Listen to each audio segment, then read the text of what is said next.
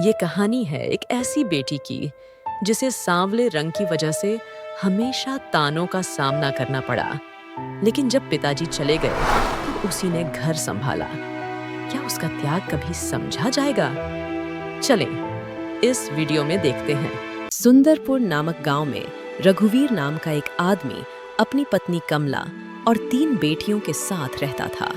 वो गांव में चाय और नाश्ते की एक छोटी सी दुकान लगाता था, जिसमें वो चाय के साथ समोसे, पकोड़े और बन मक्खन बेचता था। उसी दुकान से ही उनके घर का गुजारा चलता था। उसकी 3 बेटियों के नाम थे अंजलि, कृतिका और रोशनी। रोशनी सबसे छोटी थी और माता पिता की सबसे प्यारी भी। वैसे तो रोशनी बहुत समझदार और बुद्धिमान थी। वो घर के कामों में अपनी माँ की मदद भी करती थी, लेकिन रोशनी का रंग थोड़ा सांवला था। उसकी दोनों बड़ी बहनें हमेशा उसके रंग को लेकर उसे ताने दिया करती थीं। एक दिन माँ ने बेटियों से कहा, अरे अंजलि और कृतिका, जरा रोशनी को देखो। वो हमेशा मेरे साथ घर के कामों में मदद करती है और तुम दोनों दिन भर बैठी रहती हो। थोड़ा काम भी कर लिया करो। माँ, रोशनी तो ठीक ही करती है, उसे तो काम ही करना चाहिए आपके साथ।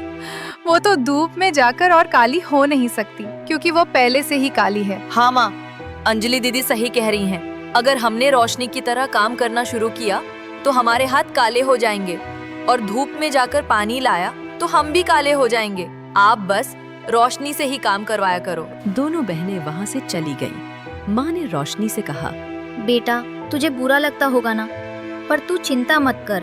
तू सबसे सुंदर है, गुण में तू दोनों से आगे है। एक दिन इन दोनों को भी एहसास हो जाएगा। मुझे इनकी बातों का बुरा नहीं लगता और मुझे आपकी मदद करके खुशी मिलती है। वैसे भी दोनों ठीक ही तो कहती है। वो गोरी हैं, अगर धूप में गईं तो काली हो जाएंगी। आपने ही तो कहा था कि उनकी शादी करनी है, तो आप भी उनकी बातों को दिल पर मत लिया करो। चलो माँ, काम निपटा लेते हैं। रोशनी कभी भी बहनों की बातों को दिल पर नहीं लेती थी और हमेशा माँ के साथ काम करती थी। फिर एक दिन रघुवीर रात को दुकान बंद करके घर लौट रहा था। तभी एक ट्रक से उसका एक्सीडेंट हो गया और उसकी मौत हो गई। रघुवीर की मौत की खबर सुनकर माँ रोती हुई बोली, नहीं, आप हमें छोड़कर कैसे जा सकते हैं? 3 बेटियों की जिम्मेदारी का क्या होगा? माँ, पिताजी चले गए, मगर हम तीनों हैं ना आपके साथ। आप चिंता मत करो। 15 दिन बाद अंजलि माँ के पास आई और बोली, माँ, घर का सारा राशन खत्म हो गया है, अब क्या करें? पिताजी तो अब रहे नहीं। मैं हूँ ना, मैं दूसरों के घर झाड़ू पोछा करके तुम सबको खिलाऊंगी। तुम लोग चिंता मत करो। नहीं माँ, आपको झाड़ू पोछा करने की जरूरत नहीं। मैं पिताजी की चाय नाश्ते की दुकान संभालूंगी। आपने ही तो कहा था कि मैं आपकी बेटी भी हूँ और बेटा भी। अब बेटा बनने का वक्त आ गया है। बेटा, मुझे तुझ पर पूरा भरोसा है। तेरी बहनें भी मदद करेंगी। ये सुनकर अंजलि परेशान हो गई और वो फौरन बोली, माँ, इतनी गर्मी में हम कैसे दुकान लगाएं? हम तो काले हो जाएंगे, शादी में दिक्कत आ जाएगी। ये देखकर रोशनी समझ गई कि उसकी बहनें उसका साथ नहीं देंगी। उसने माँ को समझाया। वो बोली, माँ, मुझे अकेले ही दुकान संभालने दो। पिताजी भी तो अकेले ही संभालते थे। मैं सब कुछ कर लूंगी। रोशनी ने दुकान लगानी शुरू कर दी।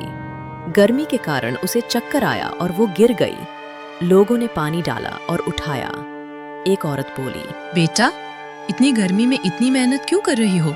घर जाओ और आराम करो। रोशनी सोचने लगी, नहीं, मैं घर कैसे जा सकती हूँ? मैं अपनी माँ और बहनों को ऐसे नहीं छोड़ सकती। मैं पिताजी की बेटी हूँ, हिम्मत नहीं हारूंगी। रोशनी ने फिर से दुकान लगाई। गरम चाय ले लो, ताज़ा समोसे और बन मक्खन ले लो। लोग उसके हाथों का नाश्ता पसंद करने लगे। एक लड़की बोली, दीदी, आपकी चाय तो अंकल से भी अच्छी है। ये सुनकर रोशनी खुश हो गई और उसकी हिम्मत बढ़ गई। एक दिन पड़ोसन सुनीता चाची आई।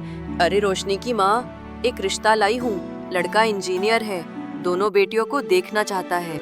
अगर लड़का हमें पसंद आएगा तो आगे बात बढ़ाएंगे। अगले दिन लड़के वाले आए। रोशनी ने नाश्ता और खाना बनाया। लड़के की माँ बोली, दोनों बेटियां पसंद आई, आप तय कर लीजिए। अंजलि और कृतिका दोनों को लड़का पसंद आ गया। दोनों झगड़ने लगी। रोशनी बोली, दीदी, लड़का एक ही है तो बड़ी दीदी अंजलि का रिश्ता कर देते हैं। हाँ रोशनी, तू सही कह रही है। कृतिका नाराज हो गई, लेकिन माँ ने कहा, कृतिका, अंजलि बड़ी है, अब ज्यादा रोना धोना मत कर। अंजलि की शादी धूमधाम से हो गई। रोशनी फिर से दुकान लगाने लगी। सुबह से शाम तक बिना थके, बिना रुके वो सिर्फ अपनी माँ और घर के लिए मेहनत करती है। लोग कहते हैं, इस लड़की के हाथों में तो जैसे जादू है। इसके नाश्ते में वो बात है जो रघुवीर जी के हाथों में भी नहीं थी। कमला रोज रोशनी को दूर से देखती है। आंखों में गर्व होता है, पर दिल में टीस। वो सोचती है, मेरी छोटी बच्ची जिसने अपने सपनों का बलिदान कर दिया सिर्फ हमारे लिए। लेकिन वहीं दूसरी ओर कृतिका का मन जल रहा था।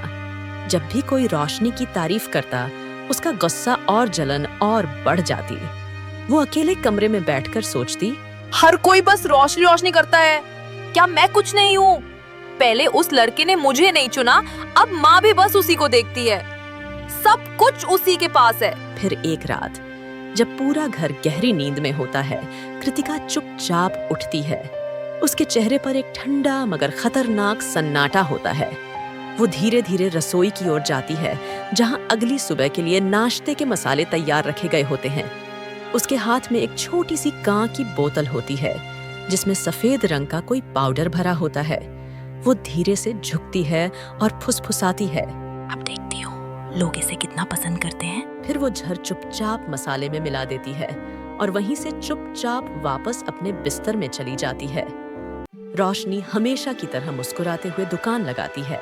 गर्मा गर्म चाय ले लीजिए, ताजे समोसे और बन मक्खन तैयार है। लोग आते हैं, नाश्ता करते हैं। सब कुछ पहले जैसा जैसा लगता है, लेकिन कुछ ही पल बाद एक बच्चा जोर से चिल्लाता है। एक महिला जमीन पर गिर गई है। लोगों में अजीब हलचल मच जाती है। कोई चिल्लाता है, इस नाश्ते में कुछ गड़बड़ है, हमें चक्कर आ रहे हैं। भीड़ गुस्से में आ जाती है। तभी पुलिस की गाड़ी आकर रुकती है। बिना किसी जांच के पुलिस रोशनी को पकड़ लेती है।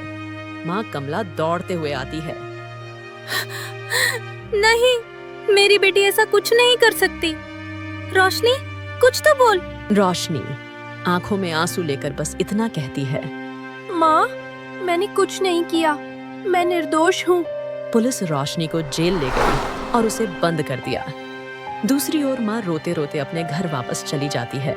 माँ रोती है, मेरी बेटी ने सब संभाला और अब जेल में चली गई। ये देखकर कृतिका बहुत खुश हुई।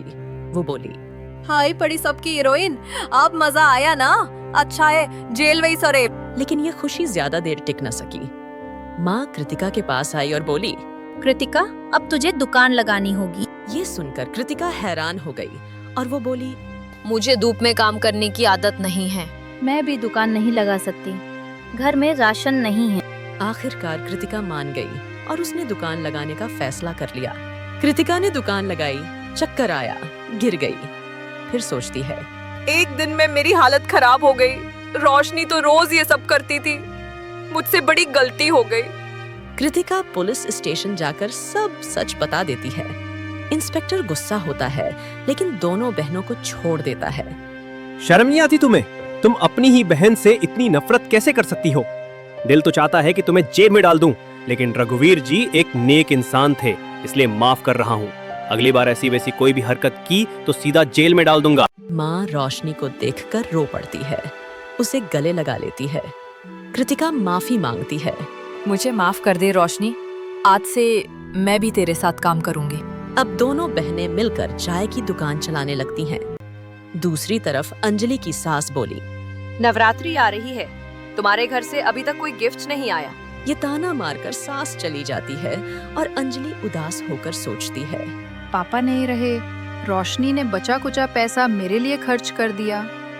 मैं उनसे कुछ नहीं मांगूंगी। दूसरी ओर रोशनी पहले ही अंजलि के बारे में सोच चुकी होती है। वो माँ से कहती है, नवरात्रि आ रही है, चलो अंजलि दीदी के ससुराल चलते हैं, उपहार लेकर। माँ खुश हो जाती है। वो लोग उपहार लेकर अंजलि के घर जाते हैं। अंजलि रो पड़ती है, सबको गले लगाती है। रोशनी, तुम्हें याद था, मैंने हमेशा तुम्हें काली कहा और तुम्हारा दिल दुखाया। इन सब बातों के बाद भी तुमने मुझे याद रखा और मेरे लिए गिफ्ट्स लाई। मुझे माफ कर दो मेरी बहन, मुझसे बहुत बड़ी गलती हो गई। नहीं अंजलि दीदी, कोई बात नहीं। पुरानी बातों को भूल जाओ और मुझसे माफी मांगने की कोई जरूरत नहीं। हम सब बराबर हैं और सब प्यारे हैं। और आपको क्या लगा, अगर बाबा नहीं रहे तो कोई आपको गिफ्ट नहीं देगा? ऐसा नहीं हो सकता। हम तीनों बहनें एक दूसरे की ताकत हैं। आखिर में तीनों बहनें बिना कोई भेदभाव के प्यार से एक साथ रहने लगती हैं। दोस्तों, ये कहानी आपको कैसी लगी? हमें कमेंट करके जरूर बताएं।